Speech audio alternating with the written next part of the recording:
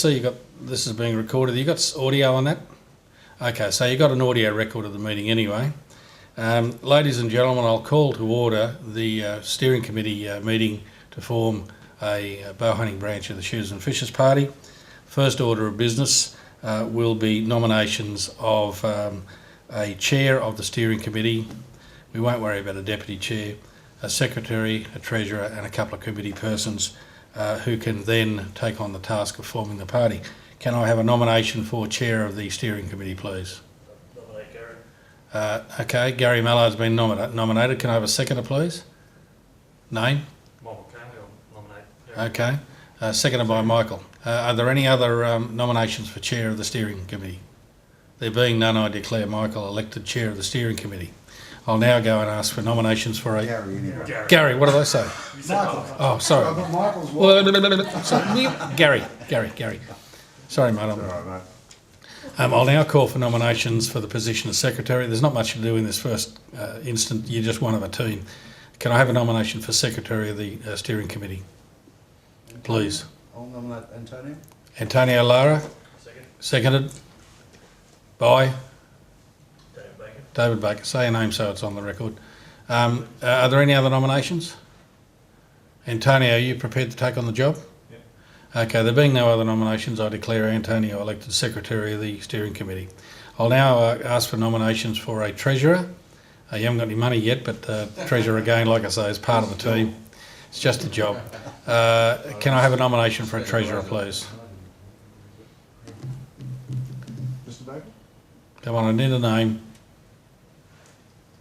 David Baker. Okay, can I have a seconder, please? Name? Andrew Moore. Andrew has seconded. Any other nominations for the position of treasurer? There being none, I declare you elected. Good, congratulations. I think that'll do us. Now what we need is a nominations for a couple of committee members to help. You'll need about at least another 2, maybe 3, to help spread the load. So can I just have some nominations from the floor for persons who would be prepared to be on the committee of the steering committee of the steering committee? Yeah, I'll do something. Andrew Moore. Andrew Morton, seconded. Gary Mallard, another one. I'll nominate Michael. Michael, seconded. Seconded. Antonio, and one more. Do we have one more? Come on, guys, I'll help. Most of it will be done by email. Okay. Well, look, we've got you've got 3 plus 2. That's 5. And that's enough to get your steering committee off the ground and find 10 members. Then hold a meeting. You can do it by a phone hookup. You can do it electronically if you've got Skype or anything like that, or we can always make facilities available for you to meet in here if you wish. And you form your branch. Then you put those nominations forward and the proposal to form the branch to the secretary of the Shooters and Fishers Party. You have Bob Shaw's contact details, and you're on your way. And then nominate when you do your nominations for your office holders in your branch. You will need chairman, vice chairman, secretary, treasurer, and they can be a combined role if you wish, and up to 6 committee members. You'll need maybe 4. Then you'll need to elect a delegate and 1 or 2 observers to attend the state conference in October here in Sydney. Like I say, you probably won't have policy to offer at that stage of the game, and you've missed the deadline for notices of motion, but you'll be invited along to see what it's like and see how we perform, and get a bit of information to then take back to the members. The other thing first thing you'll have to do, Gary, is you'll have to make sure that you get 10 financial members of the party. So if there's anybody here tonight who's not a member of the party and wants to get involved, you just go to our website, easy as pie, www.shooters and SFP, is it? SFP? Or is it full name? Oh, there's a form here. There's a form at the back. So sign up tonight. It's $30. Send your $30 in and you're a member of the party. You can do that tonight. And then you'll very quickly get your 10 people, I assure you. And then, as I say, maybe Antonio can help out with advertising the fact that you've now formed. One thing you do have to be a little bit careful of. You possibly will function best as a what do they call it? No, where you do it on the internet. Electronic. Yeah, I'm looking for a word. I've said it before. A virtual branch.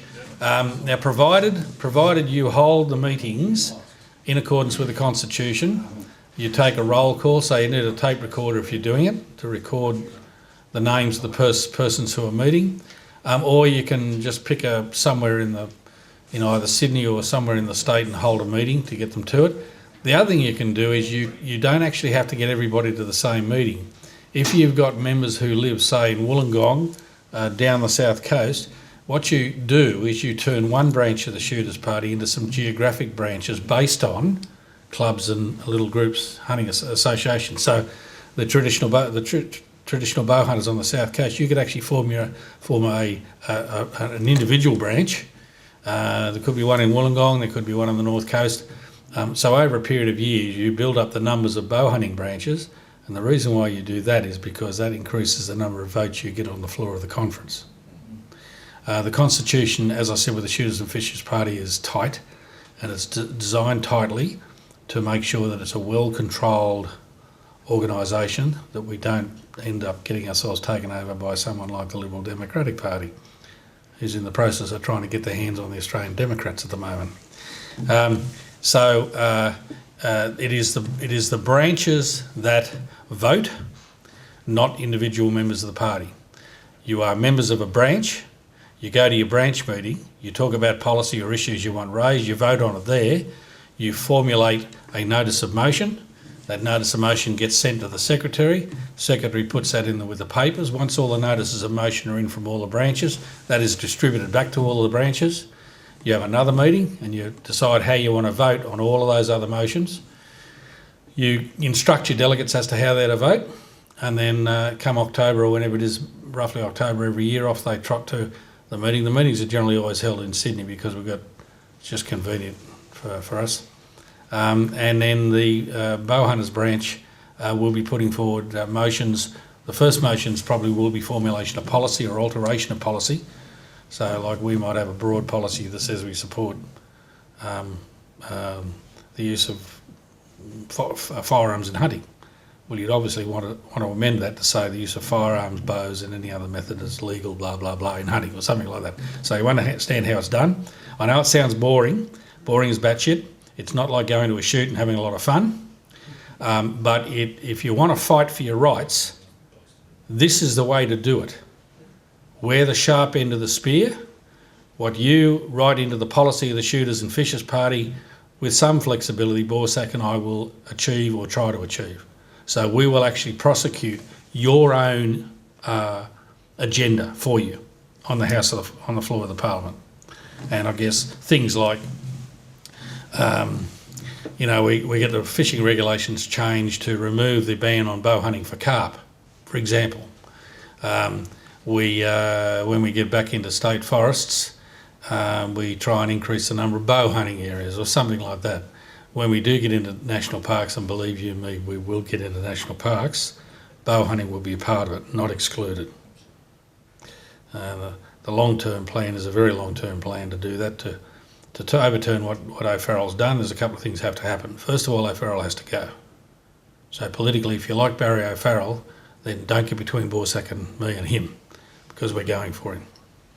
Secondly, to get around the issue, we've probably got to restructure the National Parks and Wildlife Service. And that's not an impossible task either. In fact, that was part of the long-term plan before Barry did what he did to us. So there's 100 different ways you can... the other important thing, since about 95, the government, on behalf of the Shooters and Fishers Party, has been handing out money hand over fist to shooting clubs. It's called MACOSC, the Ministerial Advisory Committee on Shooting Clubs.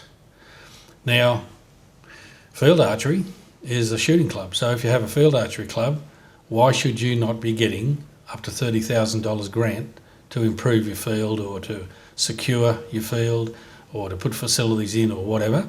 If you're a hunting organisation, Borsak changed the rules on MACOSC last year so that hunting organisations could put grants forward for educational purposes. So your club, for example, could run a field weekend where you bring in non-bow hunters and you teach them how to hunt, you teach them how to cape and skin game, gut game, butcher meat, cook, all of those sorts of things, and you get the government to pay you a grant to fund a venue somewhere, and you might have to hire a scout camp or something like that, to pay for the organisation of audio visual for you, so you run a proper proper lectures to fund the production and promotion of educational material, DVDs, books on how to hunt, books on the ethics of hunting, all of those sort of issues.